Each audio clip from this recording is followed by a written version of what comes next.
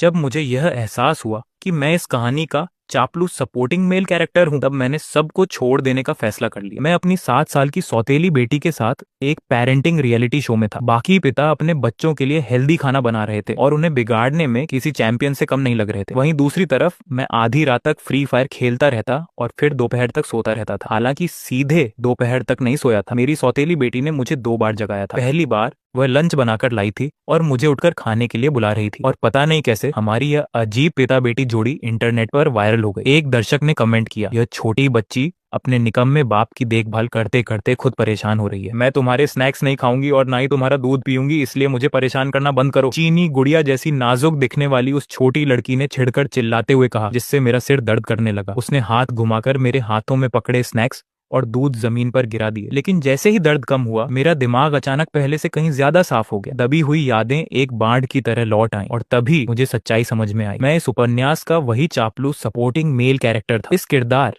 यानी मैंने हर चाल चलकर फीमेल लीड क्लोए एंडरसन से शादी की थी, जो पहले से एक बेटी की मां थी। लेकिन शादी के सिर्फ 6 महीने बाद ही क्लोए और मेल लीड लियम कार्टर एक दूसरे से प्यार करने लगे। दोनों को लगा कि उन्हें अपना सच्चा प्यार मिल गया है। क्लोए ने मुझसे तलाक मांगा और मेरी सौतेली बेटी सोफी उनकी सबसे बड़ी सपोर्टर बन गई। वह दोनों को मिलाकर खुशहाल परिवार बनाने में मदद करने लगी। और मैं ये बेवकूफ आशिक सपोर्टिंग कैरेक्टर, मेरा प्यार नफरत में बदल गया। मैंने फीमेल लीड को परेशान किया, मेल लीड को फंसाने की कोशिश की, अपनी छोटी सौतेली बेटी के साथ बुरा व्यवहार किया और आखिर में एक दुखद मौत मरा। यह सब जानने के बाद मैं पूरी तरह टूट गया। मैं तुरंत तलाक लेकर फीमेल लीड, मेल लीड और अपनी सौतेली बेटी तीनों से दूर भाग जाना चाहता था। लेकिन शादी के तुरंत बाद क्लोए बिजनेस ट्रिप पर विदेश चली गई थी और अभी तक वापस नहीं आई थी। और मेरे इस उपन्यास में आने से पहले सोफी के साथ रिश्ता बेहतर बनाने के लिए मैंने हम दोनों को इस पेरेंटिंग रियलिटी शो में साइन कर दिया था। अब हम पहले से ही प्रोडक्शन टीम के साथ यहाँ मौजूद थे। अगर मैं कॉन्ट्रैक्ट तोड़ता तो भारी जुर्माना भरना पड़ता और मैं अपने पैसे छोड़ने से अच्छा मरना पसंद करता। इसलिए मैंने फैसला किया कि शो खत्म होने तक बस आलस करूंगा और जैसे तैसे समय काटूंगा। जो छोटी लड़की अब भी मुझ पर चिल्लाई थी और मेरे स्नैक्स गिरा दिए थे, वह सोफी थी। उसकी बड़ी बड़ी काली आंखें अंगूर जैसी थीं, लंबी पलकें और गोरी मुलायम त्वचा। गुलाबी ड्रेस में वह किसी परी जैसी लग रही थी, लेकिन उसका गुस्सा उसकी माँ जितना ही खराब था। असल में सोफी सिर्फ इसलिए इस शो में आई थी क्योंकि मैंने उसकी माँ से बहुत मिन्नतें की थी। मैंने क्लोए से कहा था कि मैं सोफी के साथ रिश्ता बनाना चाहता हूँ। क्लोए वैसे भी हैंड्स ऑन माँ बनना चाहती थी, इसलिए जब मैंने खुद बच्चे की जिम्मेदारी लेने की बात कही तो उसने अपनी माँ वाली ताकत का इस्तेमाल करके सोफी को मजबूर कर दिया। नतीजा, पूरे सफर में सोफी ने मुझे पूरी तरह इग्नोर किया और मैं उसके पीछे नौकर की तरह घूमता रहा। उससे पूछता कि वह ठीक है या नहीं, उसे पानी देता, स्नैक्स ऑफर करता, लेकिन वह सब पुराना मैं कर रहा था। वह मैं जो अभी तक जागा नहीं था, अब वाला मैं सब समझ चुका था। जब भी मैं सोचता कि ये छोटी लड़की मेरे साथ बर्फ की दीवार जैसी ठंडी रहती है, लेकिन मेल लीड लियम कार्टर के सामने एक प्यारी मासूम बच्ची बन जाती है, तो मेरा सारा उत्साह खत्म हो जाता। तुमने खुद कहा था कि तुम्हें नहीं चाहिए, तो अब मैं तुम्हें परेशान नहीं करूंगा। मैंने जमीन पर गिरे सारे स्नैक्स उठाकर वापस बैग में रख दिए, फिर जानबूझकर उसके पसंदीदा लाइम फ्लेवर वाले चिप्स निकाले और खुद खाने लगा। दुनिया में कुछ भी मुश्किल नहीं होता अगर इंसान हार मानने को तैयार हो जाए। सोफी ने नाक सिकोड़ते हुए मुझे देखा, जैसे उसे मेरी बात पर बिल्कुल भरोसा ना हो। मेरे जागने से पहले मैं एक प्यार में पागल बेवकूफ था। क्लोए की एंटरटेनमेंट कंपनी में सिर्फ अपने अच्छे चेहरे की वजह से साइन होने के बाद भी मैंने अपना पूरा करियर छोड़कर सिर्फ उसका पीछा किया। मैं कई बार शूटिंग छोड़कर उससे मिलने चला जाता था। इसी वजह से इंडस्ट्री में मेरी बहुत खराब बदनामी हो गई थी। ऑनलाइन लोग भी मुझे बुरी तरह ट्रोल करते थे। जैसे ही मैं स्क्रीन पर आता, लाइव चैट गालियों से भर जाती। ये घटिया आदमी सच में आ गया, मर क्यों नहीं जाता? इतना गंदा इंसान हमारे आइडल लियम के साथ स्क्रीन शेयर कैसे कर सकता है? वो प्यारी बच्ची सोफी दिख रही है, ये आदमी उसका सौतेला बाप बनने के लिए पागल है। सुना है उस बच्ची का बैकग्राउंड बहुत पावरफुल है और ये सुंदर लड़का यहाँ तक कैसे पहुंचा? अगर समझते हो तो समझ जाओ। मेरे पुराने चापलूस व्यवहार की वजह से लोग मुझे बेशर्म कहते थे। दूसरी तरफ क्योंकि सोफी लगातार मुझे इग्नोर कर रही थी, दर्शक उसकी तारीफ कर रहे थे कि वह कितनी समझदार है। मैंने मन ही मन आह भरी। क्या किसी को दिखाई नहीं दे रहा था कि मैं बदल चुका हूँ? मैंने दूध का पैकेट उठाया, स्ट्रॉ लगाई और पीना शुरू कर दिया। सोफी मेरी तरफ मुड़ी, उसके चेहरे पर तिरस्कार भरी मुस्कान थी, जैसे वह सोच रही हो, चाहे तुम कितना भी खुशामद करो, मैं तुम्हारा दूध कभी नहीं पीऊंगी। लेकिन इस बार मैंने उसे दूध ऑफर ही नहीं किया, मैं खुद ही पीने लगा। सोफी का चेहरा जम सा गया। शायद उसे लगा था कि हमेशा की तरह मैं फिर से प्यारे पिता का नाटक करते हुए उसे दूध दूंगा। लेकिन इस बार सब अलग था और दर्शक पूरी तरह पागल हो चुके थे। ये तो बहुत मजेदार ड्रामा है। क्या ये आदमी सच में 7 साल की बच्ची के साथ माइंड गेम खेल रहा है? नहीं, तुम लोग ज्यादा सोच रहे हो। इसी दौरान हम शूटिंग लोकेशन पर पहुंच गए, कैटस्किल्स के एक दूर दराज देहाती रिसोर्ट में। गेस्ट एक 3 मंजिला विला में ठहरे हुए थे और अभी बाकी लोग नहीं पहुंचे थे। मैं और सोफी अलग अलग सोफों पर बैठे थे। वही अपनी गुड़ियों से खेल रही थी जबकि मैं फोन चला रहा था। और सबसे जरूरी बात, मैं लगातार खाए जा रहा था। घर से निकलने से पहले मैं इतना ज्यादा सोफी के पीछे घूम रहा था कि नाश्ता तक नहीं कर पाया था। अब चिप्स और चिकन विंग्स खत्म करने के बाद मैं कुकीज, ड्राई फ्रूट्स, पिस्ता जो भी था सब खाने लगा। सोफी बार बार चोरी छिपे मेरी तरफ देख रही थी। हर बार उसका छोटा सा चेहरा और ज्यादा गुस्से से भर जाता। फिर मैंने बैग में रखी उसकी पसंदीदा यूं हूं ड्रिंक की आखिरी बोतल उठाई और उसमें स्ट्रॉ घुसा दी। बस फिर क्या था, सोफी से रहा नहीं गया और वह तुरंत खड़ी हो गई। अगर तुम सब कुछ खा जाओगे तो मैं क्या खाऊंगी। लाइव चैट तुरंत फट पड़ा। ओहो, आखिरकार सोफी फंस गई। वो सुंदर लड़का अंदर ही अंदर कितना खुश हो रहा होगा। अब तो वो सारे स्नैक्स उसे दे देगा। हाय, कितनी निराशाजनक बात है। अब सोफी धीरे धीरे उसे पसंद करने लगेगी। इसमें सोफी की गलती नहीं है। वो खूबसूरत लड़का बहुत चालाक है। 7 साल की बच्ची को ऐसे ललचाना कौन मना कर पाएगा। मैं तो 19 साल का हूँ और मैं भी खुद को रोक नहीं पाता। मैंने स्ट्रॉ यूहू में लगाई और आराम से कहा, तुमने ही कहा था कि तुम मेरा खाना नहीं खाओगी, लेकिन अब मुझे चाहिए। मुझे वो यूहू दो, बहुत देर हो चुकी। सोफी ने होंठ फुलाकर कहा, तुम बड़े हो और मैं बच्ची, क्या तुम मुझे यूहू नहीं दे सकते। मैंने कंधे उचकाए। हम दोनों ही पहली बार इंसान बने हैं, हमेशा मैं ही क्यों समझौता करूं। सोफी का चेहरा और लाल हो गया, लेकिन उसकी बेवकूफी भरी बच्चों वाली जिद उसे पीछे हटने नहीं दे रही थी। लेकिन मैं आपकी बेटी हूँ, आपने कहा था कि आप मुझे अपनी बेटी जैसा मानेंगे। मैंने शांत स्वर में जवाब दिया, वो पहले की बात थी। अब जब मैंने तुम्हारी माँ से शादी की है तो मुझे समझ आ गया है कि हम दोनों एक दूसरे के लिए सही नहीं है। उन्हें मैं पसंद नहीं हूँ, इसीलिए मैं उनसे तलाक लेने वाला हूँ। ज्यादा समय तक तुम मेरी बेटी नहीं रहोगी। सोफी तुरंत बोली, आपने ये कहा है तो अब पीछे नहीं हट सकते। मैं अभी मम्मी को फोन करके बताऊंगी कि आप तलाक चाहते हो। आजकल के बच्चे सच में बहुत ज्यादा समझदार होते हैं। उसने कई बार मुझे उसकी माँ के सामने बेइज्जती करवाते देखा था। एक बार तो मैं क्लोए से मिलने के लिए इतना पागल हो गया था कि आत्महत्या की धमकी तक देने वाला था। इसीलिए सोफी अच्छी तरह जानती थी कि मैं उसकी माँ के प्यार में पागल हूँ। अब जब मैंने तलाक की बात कही तो उसे लगा मैं सिर्फ उसे डराने की कोशिश कर रहा हूँ। मैंने यूं का घूंट लिया और मुर्गी की तरह सिर हिलाते हुए कहा, हाँ हाँ कर लो फोन। सोफी चुप हो गई। उसे शायद उम्मीद नहीं थी कि मैं इतनी आसानी से मान जाऊंगा। लाइव चैट भी अचानक शांत हो गई। थोड़ी देर बाद एक कमेंट आया, मुझे नहीं लगता ये सुंदर लड़का मजाक कर रहा है। क्या वो सच में तलाक लेना चाहता है। जिस अमीर शादी में वो इतनी बेशर्मी से घुसा था, क्या वो उसे छोड़ देगा। क्या आखिरकार उसके दिमाग का पानी निकल गया। लेकिन बच्चे के सामने तलाक की बात करना बहुत गलत है। क्या फर्क पड़ता है, वह सिर्फ सौतेला बाप है और सोफी उसे पसंद भी नहीं करती। शायद सोफी तो खुश होगी कि वो तलाक की बात कर रहा है, फिर भी मैं इस आदमी को पसंद नहीं कर पा रहा। तभी विला के बाहर कदमों की आवाज सुनाई दी और लाइव चैट फिर पागल हो गया। लेकिन इस बार कोई भी मेरे या सोफी के बारे में बात नहीं कर रहा था। पूरा स्क्रीन सिर्फ एक नाम से भर गया, लियम कार्टर। हार्ट थ्रोब आ गया।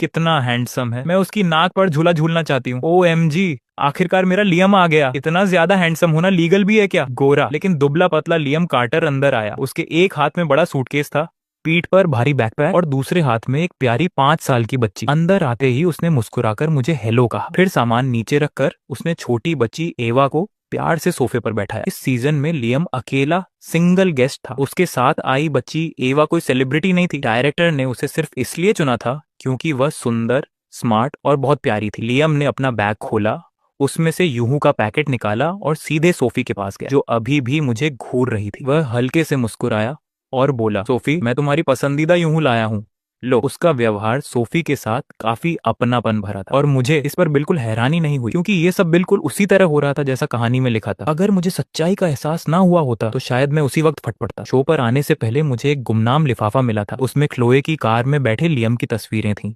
और एक फोटो जिसमें क्लोए लियम को गले लगा रही थी। लियम भी क्लोए की कंपनी का एक्टर था, एक टॉप टियर अभिनेता। लेकिन असल जिंदगी में दोनों कभी निजी तौर पर साथ दिखाई नहीं देते थे, इसलिए उन तस्वीरों पर मुझे पूरा भरोसा नहीं हुआ था। लेकिन अब जब मैंने देखा कि लियम सोफी से कितना परिचित था तो बात अलग लगने लगी। सोफी आमतौर पर लोगों को यह नहीं बताती थी कि उसे यूं पीना कितना पसंद है। उपन्यास की असली कहानी में मैंने बिना सोचे समझे तस्वीरों पर भरोसा कर लिया था। मुझे यकीन हो गया था कि क्लोए और लियम के बीच कुछ चल रहा है और वहीं से मेरी बर्बादी शुरू हुई थी। मैंने सोफी को लियम की दी हुई यूं पीने से रोकने की कोशिश की थी, लेकिन जितना मैं रोकता वह उतनी ही जिद करती। आखिरकार बहुत बड़ा तमाशा हुआ और दर्शक मुझसे और ज्यादा नफरत करने लगे। लेकिन अब मैं जाग चुका था, क्योंकि लियम सोफी के साथ समय बिताना चाहता था। मैं तुरंत कैमरे के फ्रेम से हट गया, एक तरफ जाकर अपना यूं पीते हुए रील्स स्क्रॉल करने लगा। लाइव चैट पूरी तरह लियम की तारीफों से भरा हुआ था। मुझे नहीं पता था कि असल जिंदगी में लियम इतना जेंटलमैन है। मैं रास्ते में लाइव स्ट्रीम देख रहा था। सोफी यूं चाहती थी और आते ही उसने उसे दे दिया। अगर सोफी का सौतेला बाप वो बेवकूफ सुंदर लड़का नहीं बल्कि लियम होता तो ये फैमिली कितनी खूबसूरत लगती। मैं तो लियम और सोफी की फादर डॉटर जोड़ी को शिप करने लगा हूँ। मैं ये सब देखकर बस चुप रह गया। कानूनी तौर पर मैं अभी भी उसका पति था और लोग खुलेआम चाहते थे कि कोई दूसरा आदमी उसकी पत्नी और और बेटी दोनों जीत ले। असल में दिमाग से मरे हुए लोग कौन थे जो ऐसी घटिया और नैतिकता से गिरी हुई बातें कर रहे थे? तो मतलब ना सोफी गलत थी ना लियम गलत था, गलत सिर्फ मैं था। सोफी और लियम चाहे कुछ भी करें,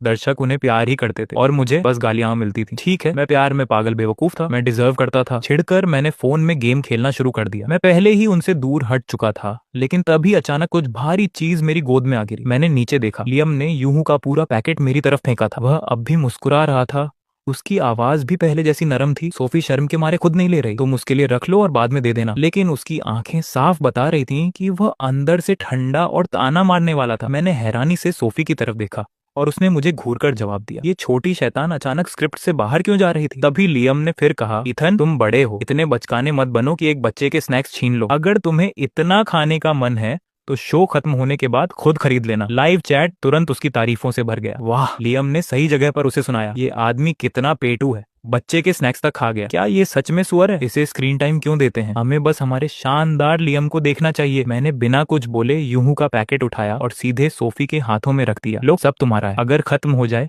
तो इनसे मांग लेना। मुझे यकीन है ये खुशी खुशी तुम्हारे लिए और खरीद देंगे। लियम की आंखें चमक उठी। उसने प्यार से सोफी के सिर पर हाथ फेरा। उसके चेहरे पर ऐसा भाव था जैसे वह सचमुच उसका पिता हो। बिल्कुल सोफी, जब भी यूं चाहिए हो बस अंकल लियम को बता देना, मैं तुम्हारे लिए ढेर सारे खरीद दूंगा। मैं खड़ा हुआ और विला से बाहर निकल गया। तुम लोगों से बहस में नहीं जीत सकता तो कम से कम दूर तो जा सकता हूँ। उस दिन कोई आधिकारिक टास्क नहीं था। क्रू सिर्फ मेहमानों के सफर और आगमन को शूट कर रहा था। जो लोग जल्दी पहुंच गए थे उनके लिए खाने पीने का इंतजाम था। लेकिन मैंने कहानी का प्लॉट फॉलो ही नहीं किया। पूरा दिन गेम खेलते हुए आलस करता रहा। उधर सोफी, लियम और एवा के साथ समय बिताती रही। जब तक सारे मेहमान आ गए शाम हो चुकी थी। कमरों के लिए चिट्ठियां निकाली गई और किस्मत देखो, मेरा कमरा और लियम के ग्रुप का कमरा साथ साथ निकला। हर कमरे में 2 बेड थे। पूरा दिन गेम खेलने के बाद मैं नहा धोकर सीधे बिस्तर पर लेट गया और फिर से गेम खेलने लगा। रात के करीब 10:30 बजे सोफी वापस कमरे में आई। मैंने गेम से नजर हटाए बिना पूछा, तुम वापस क्यों आ गई? असल कहानी के हिसाब से लियम द्वारा बचाए जाने और यूहू मिलने के बाद उसे उस जेंटलमैन मेल लीड पर फिदा हो जाना चाहिए था। उसे पूरा दिन उसी के पीछे घूमना चाहिए था। यहाँ तक कि सपने देखने चाहिए थे कि काश लियम उसका असली पिता बन जाए। और क्योंकि मैं ये सपोर्टिंग कैरेक्टर अब कोई तमाशा नहीं कर रहा था तो उसे मुझे पूरी तरह भूल जाना चाहिए था। उसे वहीं उनके कमरे में सो जाना चाहिए था। तो फिर वह खुद वापस क्यों आ गई? मेरे पूछने के बाद काफी देर तक वह चुप रही। मैंने गेम पॉज किया और ऊपर देखा। छोटी लड़की मेरे बिस्तर के सामने खड़ी थी।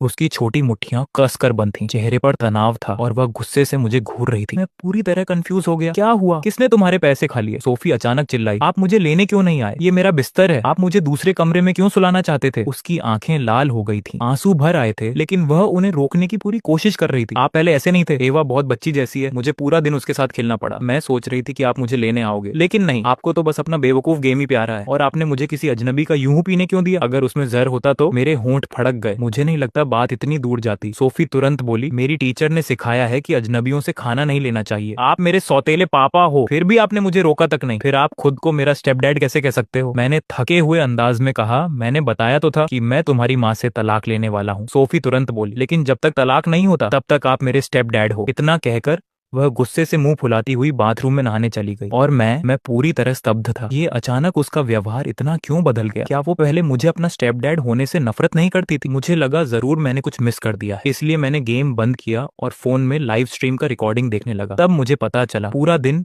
लियम द्वारा दिए गए यूहू में से सोफी ने एक भी नहीं पिया था। वह एवा के साथ खेल रही थी, गुड़ियों से खेल रही थी, लेकिन साफ दिख रहा था कि उसका ध्यान कहीं और था। लियम मुझसे बात करने की कोशिश करता रहा, लेकिन वह बस ठंडे जवाब देती रही। उसने उसके दी खाने पीने की किसी चीज को हाथ तक नहीं लगाया और कमरे में वापस आने से ठीक पहले उसने सारे यूहू और बाकी स्नैक्स वापस लियम को लौटा दी। उसने विनम्रता से कहा, आपकी दयालुता के लिए धन्यवाद, लेकिन मेरी टीचर कहती हैं कि बच्चों को अजनबियों से चीजें नहीं लेनी चाहिए। लियम का चेहरा वहीं जम गया। वह बोला, सोफी, तुम्हारी माँ और मैं बहुत बहुत अच्छे दोस्त हैं, हम अजनबी नहीं हैं। सोफी ने मासूम लेकिन गंभीर आवाज में जवाब दिया, मम्मी कहती हैं कि शादीशुदा औरत किसी अकेले आदमी की बहुत बहुत अच्छी दोस्त नहीं हो सकती। पहले आप अच्छे दोस्त रहे होंगे, लेकिन अब मम्मी शादीशुदा हैं, तो अब आप सिर्फ सामान्य दोस्त हो सकते हो, वरना मेरे स्टेप डैड नाराज हो जाएंगे और अगर वो नाराज हुए तो मम्मी मुझे डांटेंगी। आज मेरा ध्यान रखने के लिए फिर से धन्यवाद, गुड नाइट। अब मैं अपने कमरे में वापस जा रही हूँ। इतना कहकर सोफी ने लियम को झुककर विनम्रता से प्रणाम भी किया। शायद लियम का चेहरा इतना खराब हो गया था कि कैमरा मैन ने तुरंत कैमरा दूसरी तरफ घुमा दिया, वरना मैं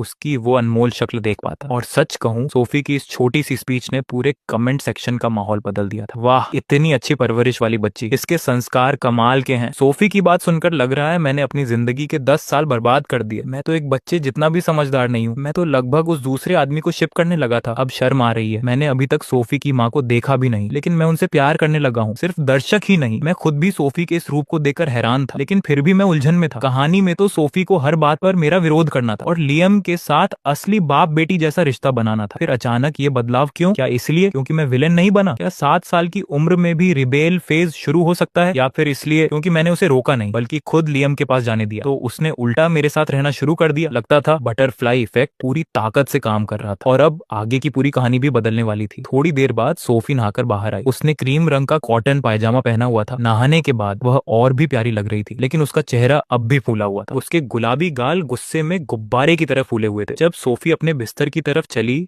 तो उसने मुझे ऐसे देखा जैसे कह रही हो, अब तो आपको समझ आ गया ना कि गलती आपकी थी, लेकिन अगर आप माफी भी मांगोगे तब भी मैं आपको आसानी से माफ नहीं करूंगी। वह बिल्कुल किसी घमंडी छोटी राजकुमारी जैसी लग रही थी। मुझे समझ नहीं आ रहा था कि हंसू या रो। वह बिस्तर पर चढ़ी, मेरी तरफ पीठ कर ली और कंबल सिर तक खींच लिया। मैंने हल्की सांस भरी, फिर उठकर अपने बैग से एक लिमिटेड एडिशन गुड़िया निकाली और उसके पास गया। तुम सोने से पहले हमेशा इसी से खेलती हो ना, लो मैं इसे तुम्हारे लिए लाया था। सोफी ने नाराज होकर हूं किया और कुछ सेकंड तक मुझे इग्नोर करती रही, लेकिन आखिरकार उसने हाथ बढ़ाकर गुड़िया छीन ली और खेलने लगी। मैं उसके बिस्तर के किनारे बैठ गया। देखो, तुमने खुद देखा है कि तुम्हारी मम्मी हमेशा मेरे साथ काफी ठंडी रही हैं। शादी के बाद भी हमेशा मेहनत मैं ही करता रहा, लेकिन अब मैं थक गया हूँ। अब मैं उनके पीछे भागना नहीं चाहता। अब मैं बस मेहनत करके पैसा कमाना चाहता हूँ। और अगर तुम्हारी माँ और मेरा तलाक हो भी जाए तो भी अगर तुम मुझसे नफरत नहीं करती। सोफी तुरंत बोल पड़ी। मैंने कब कहा कि मैं आपसे नफरत करती हूँ? यह कहते ही उसके कानों के सिरे और गाल लाल हो गए। मैं खुद को मुस्कुराने से रोक नहीं पाया। अच्छा, तो अगर तुम मुझसे नफरत नहीं करती तो चलो दोस्त बन जाते हैं। मैंने हल्के से उसके कंबल पर थपथपाया।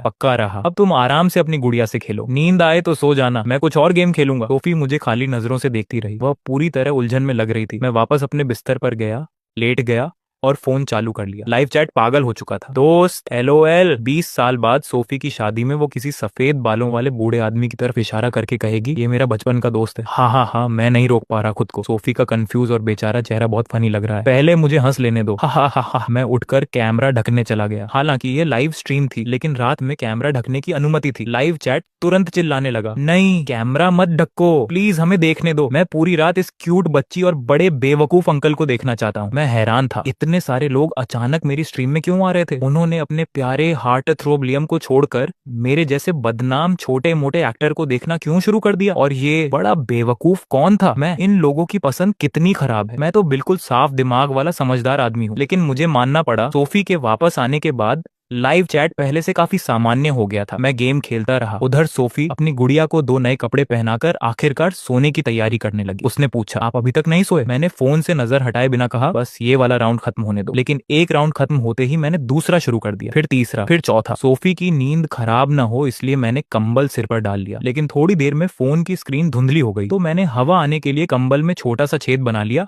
और फिर से खेलने लगा। आधी रात हो गई है, आप अभी भी खेल रहे हो? मैं गेम के बहुत इंपॉर्टेंट मोड पर था। सोने का बिल्कुल मन नहीं था। मैंने उसे बहलाने की कोशिश की, बस एक आखिरी राउंड फिर सो जाऊंगा। सोफी तुरंत बोली, 1 घंटे पहले भी आपने यही कहा था दोस्त। मैं चुप हो गया। फिर बोला, सुबह जब तुम अपनी गुड़िया से खेल रही थी तब तुमने भी तो कहा था कि तुम्हें परेशान ना करूं, और मैंने परेशान नहीं किया था। सोफी ने सिर हिलाया। सही बात है, हमें बराबरी रखनी चाहिए। तो अब आप मुझे परेशान मत करो और खुद जाकर सो जाओ। मैंने हार मानते हुए कहा, ठीक है, लेकिन तुम पूरी रात गुड़िया लेकर नहीं खेलती? बच्ची की बात में दम था। अगली सुबह मैं पूरी तरह जाग भी नहीं पाया था कि सोफी फिर आ गई। उठो और नाश्ता बनाओ, आज शो वाले खाना नहीं देंगे, सिर्फ सामग्री देंगे, हमें खुद बनाना पड़ेगा। लेकिन रात भर गेम खेलने और अपनी बेकार सपोर्टिंग कैरेक्टर वाली जिंदगी के बारे में सोचने की वजह से मैं बहुत देर से सोया था। मेरे अंदर उठने की ताकत नहीं थी। पता नहीं कितना समय बीत गया, फिर सोफी ने मुझे दोबारा जगाया। अगर अब नहीं गए तो बाकी लोग सारी सामग्री ले जाएंगे। मैंने आंखें बंद रखते हुए कहा, तो रहने दो, तुम किसी और ग्रुप से ले लेना। सोफी चली गई, लेकिन मैं फिर से सो पाता उससे पहले ही वह वापस आ गई। उठो, मैंने नाश्ता बना दिया है और आपको सब खत्म करना पड़ेगा। कितनी जिद्दी छोटी लड़की थी। मैं फोन देखते हुए डाइनिंग रूम में पहुंचा और सामने का नजारा देखकर लगभग अंधा हो गया। पूरा टेबल शानदार ईस्ट मीट्स वेस्ट ब्रेकफास्ट से भरा हुआ था, खासकर लियम और एवा के सामने ताजा बनाए गए पकौड़े, हाथ से खींचे गए नूडल्स, अभी अभी बेक किए गए एग टार्ट्स, छिल्ला हुआ पोमेलो और आर्ट के नमूने जैसी सजी हुई फलों की प्लेट। बाकी माता पिता ने भी अपने बच्चों के लिए नाश्ता बनाया था। एक माँ ने हैरानी से कहा, लियम, मुझे यकीन नहीं हो रहा कि तुम इतना अच्छा खाना खाना बना सकते हो। लियम हल्के से मुस्कुराया, मैं बचपन से खाना बनाता आया हूँ, इसीलिए आदत है। दूसरे ने पूछा, तो तुम आज बहुत जल्दी उठे होंगे? मुझे सिर्फ सैंडविच और सलाद बनाने में 1 घंटा लग गया। मैं 6:30 पर उठा था और फिर भी मुश्किल से समय पर बना पाया। लियम हंस पड़ा, मैं थोड़ा आउट ऑफ प्रैक्टिस हूँ। आज मैं सुबह 4 बजे उठ गया था। मुझे बच्चे बहुत पसंद है, मैं उन्हें हमेशा सबसे अच्छा देना चाहता हूँ। मुझे खाना बनाना भी पसंद है और ये सब एवा की पसंदीदा चीजें हैं। जब मेरे अपने बच्चे होंगे तो मैं उनके लिए अक्सर ऐसा करूंगा। लाइव चैट फिर पिघल गया। मैं लियम से बहुत प्यार करता हूँ, मुझे भी ऐसा काबिल पति चाहिए। उसके बच्चे कितने खुशकिस्मत होंगे, काश मैं उसका बच्चा होता। लेकिन कुछ लोग अलग सोच रहे थे। इतनी सुबह उठकर रोज नाश्ता बनाना बहुत थका देने वाला नहीं है। लियम मुस्कुराया, जिससे प्यार करते हो उसके लिए थोड़ी नींद कुर्बान करना कोई बड़ी बात नहीं है। तुरंत कमेंट आया, अगर इतनी कुर्बानी देनी पड़ती है तो मैं शादी और बच्चों से दूर ही रहूंगा। प्यार का मतलब हमेशा खुद को बलिदान करना क्यों होता है? अगर प्यार यही है तो मैं जिंदगी भर सिंगल ठीक हूँ। उधर सोफी ने मेरे लिए टोस्ट बनाया था और दूध गर्म किया था। मैंने बाकी लोगों की सुबह जल्दी उठने वाले आदर्श माता पिता वाली बातचीत को पूरी तरह इग्नोर किया। सीधे बैठकर सोफी द्वारा दिया गया पूरा खत्म करना जरूरी वाला नाश्ता तेजी से खत्म कर दिया। लाइव चैट में अचानक नए कमेंट आने लगे। अचानक मुझे ईथन की आलसी लेकिन दोस्त जैसी पेरेंटिंग स्टाइल पसंद आने लगी है। शायद मैं उसका फैन बनने वाला हूँ। मुझे उसका और सोफी का रिश्ता भी अच्छा लग रहा है। जरूरत पड़ने पर वह केयर करता है और मजाक का समय आए तो दोस्त की तरह बर्ताव करता है। उन दोनों के बीच का रिश्ता बहुत रिलैक्स और खुशमिजाज लगता है और यही इसकी सबसे अच्छी बात है। सच कहूँ तो मैं भी उससे जुड़ाव महसूस कर रहा हूँ, क्योंकि मैं भी उतना ही आलसी हूँ जितना ईथन। हा हा, ओ भगवान, बहुत बहुत धन्यवाद। कल सोफी की बातों के बाद लियम थोड़ा असहज हो गया था। आज उसने उससे ज्यादा बात करने की कोशिश नहीं की, लेकिन फिर भी उसने एवा को सोफी के साथ खेलने भेजा और उसे अपना नाश्ता शेयर करने का न्योता भी दिया। हालांकि सोफी ने दोनों बार बहुत विनम्रता से मना कर दिया। यह एक स्लो पेस रियलिटी शो था और क्योंकि इसमें कई अमीर परिवारों के मेहमान शामिल थे, डायरेक्टर ज्यादा मुश्किल टास्क देने की हिम्मत नहीं करता था। ज्यादातर काम बस खाने, घूमने और खेलने से जुड़े होते थे। असल में सुबह के लिए कोई टास्क रखा ही नहीं गया था। डायरेक्टर ने देखा कि सारे माता पिता इतनी सुबह उठ गए थे तो चापलूस अंदाज में उसने सोचा कि मेहमानों को थोड़ा आराम करने दिया जाए। लेकिन जैसे ही नाश्ता खत्म हुआ, बाकी माता पिता खासकर लियम की अगुवाई में फिर से किचन में घुस गए। अब वे अपने बच्चों के लिए दोपहर का खाना तैयार करने लगे। जल्द ही हर कोई किसी ना किसी काम में बिजी था और मैं भी बहुत बिजी था सोने में। सोफी ने मुझे रोक लिया, क्या हम लंच नहीं बनाएंगे? मैंने जमाई लेते हुए कहा, थोड़ी देर सोने दो, फिर बना लेंगे। सच में? मुझ पर भरोसा करो दोस्त, मैं अपनी एक्स गर्लफ्रेंड की भविष्य की शादी की कसम खाता हूँ। 1 घंटे बाद मैं जरूर उठकर लंच बनाऊंगा। सोफी ने भौहें सिकोड़ ली। मम्मी से पहले आपकी दूसरी गर्लफ्रेंड भी थी? मैंने कोई जवाब नहीं दिया, बस उसके पास से निकल कर तेजी से कमरे में भाग गया। लाइव चैट फट पड़ा। बच्ची बेवकूफ बन गई। मैं अपनी पूरी जमा पूंजी की शर्त लगाता हूँ कि जिस एक्स गर्लफ्रेंड की बात ईथन कर रहा है वो सोफी की माँ ही है। तुम जीत गए। ईथन पहले एक शो में कह चुका है कि उसकी जिंदगी में सिर्फ एक ही गर्लफ्रेंड रही है, उसका पहला प्यार, जो अब उसकी पत्नी है, यानी सोफी की माँ। हा हा, मैं मुस्कुराया, कम से कम कोई तो मुझे समझता है। और फिर लंच के समय सोफी ने खुद एक साधारण नूडल सूप बनाया। मुझे खाने के लिए उसे 4 बार बुलाना पड़ा, तब जाकर मैं बिस्तर से उठा। खाना खाते समय शर्म के मारे मैं उसकी तरफ देख भी नहीं पा रहा था। सोफी ने नाराज होकर कहा, और आपको मम्मी से तलाक मांगने की हिम्मत भी है? आप इतने आलसी हो। अगर आपके साथ कोई ना हो जो आपका ख्याल रखे तो आप घर में भूख से मर जाओगे। मैंने तुरंत मना किया, ऐसा बिल्कुल नहीं होगा। जब मैं आलस नहीं करता तो मैं काफी मेहनती इंसान हूँ और पिछले 6 महीनों से हर सुबह मैं ही तो उठकर तुम्हारे और तुम्हारी माँ के लिए नाश्ता बनाता था। लेकिन इस समय मेरे पास बहस करने का कोई हक नहीं था, इसीलिए मैंने सिर झुकाकर चुपचाप नूडल्स खाना जारी रखा। लाइव चैट फिर चालू हो गया। हाय, ये छोटी बच्ची अपने बेवकूफ पापा की देखभाल करते करते खुद परेशान हो रही है। ऊपर वाला कमेंट बिल्कुल सही है। हा हा हा, मेरे पापा ने अभी मुझे पीट दिया। जब वो कमरे में आए और मुझे ये स्ट्रीम देखते पकड़ा तो उन्हें लगा मैं पढ़ाई छोड़कर जिद कर रहा हूँ। फिर उन्होंने मुझे दोबारा मारा। मेरे पापा तो इससे भी बदतर हैं। उन्होंने मुझे डांटा क्योंकि मैं उनके कहे कपड़े सुखाना भूल गया था। अब कपड़ों में बदबू आ रही है और उन्हें दोबारा धोना पड़ेगा। तुम्हारे पापा को ये स्ट्रीम देखनी चाहिए और इस आदमी की रिवर्स स्लैकर पेरेंटिंग सीखनी चाहिए। काश मेरे पास भी ऐसी बच्ची होती। देखो कितनी समझदार और कामकाजी है। ये बच्ची तुमसे कहीं ज्यादा जिम्मेदार है। मैं कमेंट पढ़कर अंदर ही अंदर गुस्से से भर गया। मुझे आलसी कहने की हिम्मत कैसे हुई? जब मैं सोफी और उसकी माँ का ख्याल रखता था तब मैं बहुत मेहनती था। अगर हालात ऐसे ना होते तो शायद मैं जिंदगी भर उनका ख्याल रखना चाहता। लेकिन जो चीज आपकी किस्मत में नहीं होती उसे जबरदस्ती नहीं रोका जा सकता। नूडल्स दिखने में साधारण थे लेकिन स्वाद कमाल का था, क्योंकि सोफी ने दूसरे पिता से थोड़ा गाढ़ा चिकन शोरबा उधार लिया था। क्लोई सिर्फ अपने काम में ही सख्त नहीं थी, वह सोफी के साथ भी बेहद अनुशासन प्रिय माँ थी। सोफी पढ़ाई में डील नहीं दे सकती थी, अपने शौकों में भी नहीं। घर में नौकर होने के बावजूद क्लोई उसे खुद काम करना सिखाती थी, खुद का ख्याल रखना, स्वतंत्र बनना, दूसरों पर ज्यादा निर्भर ना रहना। मैंने सुना था कि जब सोफी सिर्फ 3 साल की थी और गैस चूल्हे तक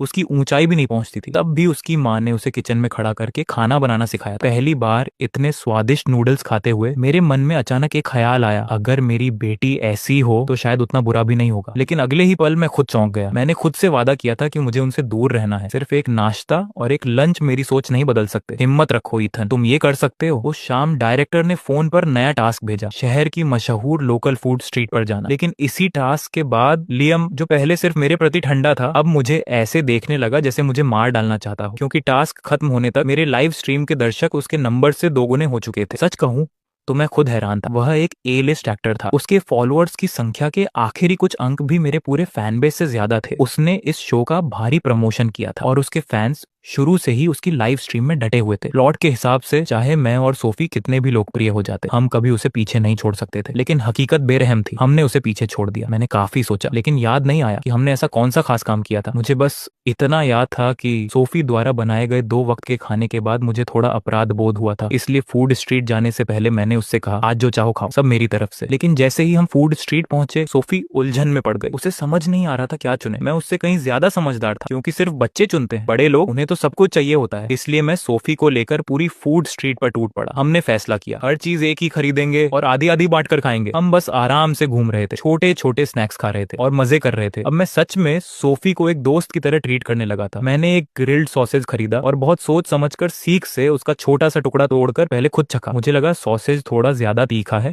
इसीलिए बाकी का हिस्सा सोफी को दे दिया। उसके कंधे पर हाथ थपथपाते हुए मैंने कहा, दोस्त ये अच्छा है, बाकी तुम खा लो। फिर मैंने आइसक्रीम शॉप से सबसे महंगा मिल्क शेक खरीदा और साथ में एक खाली कप के लिए भी पैसे दिए। मैंने थोड़ा सा डालकर टेस्ट किया। स्वाद इतना अच्छा था कि गलती से पूरा मिल्क शेक ही पी गया। जब मैंने सोफी का उतरा हुआ चेहरा देखा तो शर्मिंदगी में तुरंत उसके लिए एक नया मिल्क शेक खरीद दिया। लेकिन उसने कहा कि वह पूरा खत्म नहीं कर पाएगी, तो मैंने उसके लिए थोड़ा सा डाला और बाकी खुद पी गया। सच कहूं तो सिर्फ मिल्क शेक वाली चीज में ही मैंने थोड़ा ज्यादा किया, बाकी हर चीज में मैं बस एक बाइट लेकर बाकी बच्चे को दे रहा था। इस बार मैंने सच में उसका खाना नहीं छीना। असल में मैं पहले ही 2 मिल्क शेक पी चुका था और इतना भर गया था कि बच्चे का खाना छीनने का ख्याल भी नहीं आ सकता था। इसीलिए ऐसा बिल्कुल नहीं था कि हम सोफी का इस्तेमाल करके लोगों की सिंपैथी बटोर रहे थे, लेकिन हमारी लाइव स्ट्रीम का चैट पहले से कहीं ज्यादा एक्टिव हो चुका था। मैं हंस हंस कर मर जाऊंगी। ईथन दुनिया का सबसे बड़ा खाने का शौकीन है। ये आदमी जो चीज पसंद आती है वो खुद खा जाता है और जो पसंद नहीं आती वो अपनी बेटी को दे देता है। इतना रिलेटेबल है।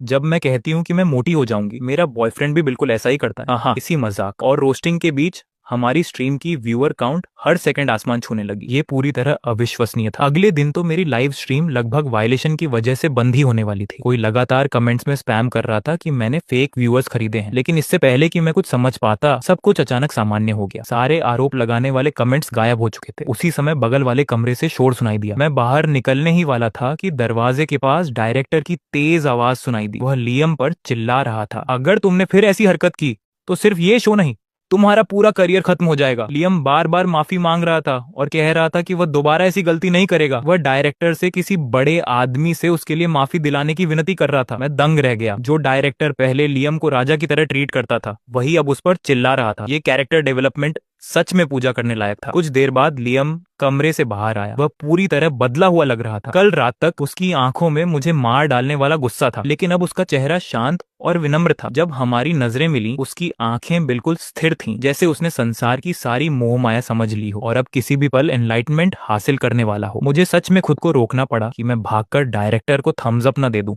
मैंने सोफी से कहा, हमारे शो का डायरेक्टर सच में बड़ा बैडास है। सोफी ने धीरे से कहा, डायरेक्टर नहीं था वो तो साफ। फिर अचानक रुक गई। छोड़िए, अगर आप कहते हैं कि डायरेक्टर बैडास है तो वही सही, जब तक आप खुश हैं। मैंने उसे घूरा। ये छोटी बच्ची आखिर खुद को समझती क्या है? इतनी बेअदबी। अंतिम दिन का टास्क था एक खूबसूरत पहाड़ पर चढ़ाई करना। रास्ते का नजारा सांस रोक देने वाला था। सोफी और मैंने ढेर सारी तस्वीरें खींची और उसकी फोटोग्राफी स्किल्स तो जैसे उड़ान भरने लगी। मुझे पूरा यकीन था कि जब वो बड़ी होकर किसी रिलेशनशिप में जाएगी तो कभी अपने बॉयफ्रेंड की खराब फोटो नहीं खींचेगी। जब हम पहाड़ की चोटी पर पहुंचे, तब शो का सबसे महत्वपूर्ण हिस्सा शुरू हुआ, इमोशनल फेयरवेल सेगमेंट। होटल के गार्डन को शादी के वेन्यू की तरह सजाया गया था। सब कुछ बेहद रोमांटिक और खूबसूरत लग रहा था। ड्रामा बढ़ाने के लिए एक बड़ी स्क्रीन पर लाइव कमेंट्स भी दिखाए जा रहे थे। डायरेक्टर चाहता था कि हम रोए और साथ में ऑडियंस भी। जल्द ही हर ग्रुप के साथ एक मिस्ट्री गेस्ट जुड़ने वाला था, आमतौर पर पेरेंट, और अगर वो अवेलेबल ना हो तो कोई रिलेटिव या फ्रेंड। मैंने सोफी और अपने लिए क्लोई की एग्जीक्यूटिव असिस्टेंट ओलिविया को बुलाया था। सच कहूं तो शादी के बाद मैंने क्लोई से ज्यादा उसकी असिस्टेंट को देखा था, और मुझे ओलिविया से जरूरी काम भी था। मुझे क्लोई का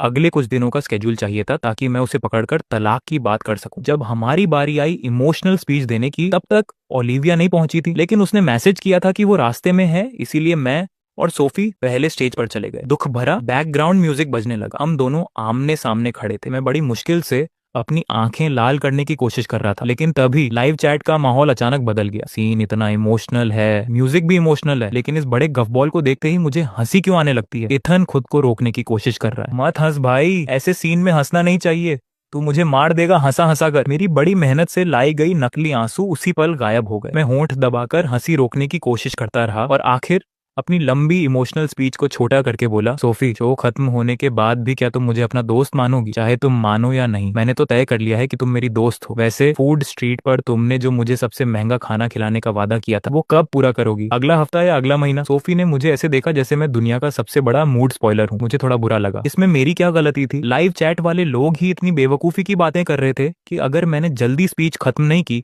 तो हंसी रोकते रोकते मुझे इंटरनल इंजरी हो जाती। सोफी ने गहरी सांस ली। उसका छोटा सा खूबसूरत चेहरा बेहद गंभीर हो गया। क्या आप मम्मी को तलाक नहीं दे सकते? उस एक वाक्य ने मुझे पूरी तरह रोक दिया। चाहे लाइव चैट में कितना भी हंगामा हो रहा था, अब मैं हंस नहीं पा रहा था। उसकी बात सुनकर मेरे दिल में हल्का सा दर्द उठा। मैं चाहती हूँ कि आप मेरे पापा बने रहें। मुझे आपका मेरे पापा होना अच्छा लगता है।